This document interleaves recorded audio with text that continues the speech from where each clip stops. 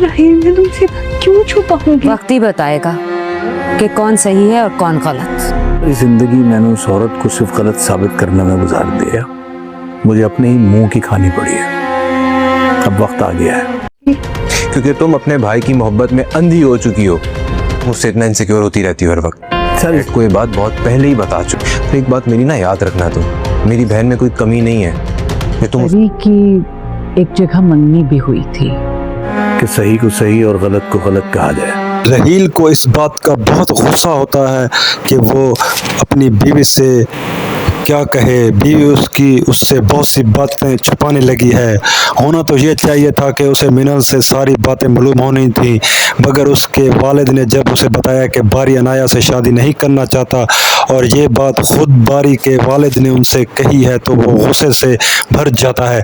उसे उस बात का भी दुख होता है कि उसके चचा ने पहले उसके वालिद को सब कुछ बता दिया, मगर उसकी बीवी ये बात उससे छुपाती रही, सिर्फ अपने भाई की मोहब्बत में।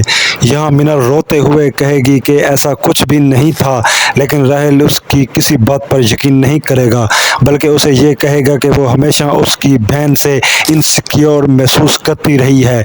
आलमगीर को आखिरकार एहसास हो जाएगा कि उसने हमेशा अपनी बेटियों के साथ ज्यादती की। उसने अपनी पहली बीवी को हमेशा गलत साबित करने की कोशिश की, मगर वक्त ने साबित कर दिया कि वो गलत नहीं थी। आलमगीर की दूसरी बीवी एक बार फिर उसे भड़काने की कोशिश करेगी, लेकिन इस बार आलमगीर की आंखें खुल चुकी हैं और वो अच्छे और बुरे में फ़र्क समझने लगा है, इसीलिए उसकी बीवी की चाल कामयाब नहीं होगी। दूसरी तरफ बारी जैसे ही दादी के पास जाएगा तो दादी उसे बताएगी कि परिचय की पहले भी मंगनी हो चुकी थी, जो बाद में टूट गई, मगर बारी को इस बात से कोई फ़र्क नहीं पड़ता। वो परिचय से शादी करना चाहता है और उसके माजी को बिल्कुल अहमियत नहीं देता। उसके नज़दीक जो गुजर गया वो गुजर गया। वो परिचय को एक निहायत अच्छी, संजीदा और सुलझी हुई लड़की समझता है। पाकिस्तानी ड्रामों के रिव्यू और प्रोमो देखने के लिए हमारे चैनल को सब्सक्राइब करें और बेल आइकन को दबाएं।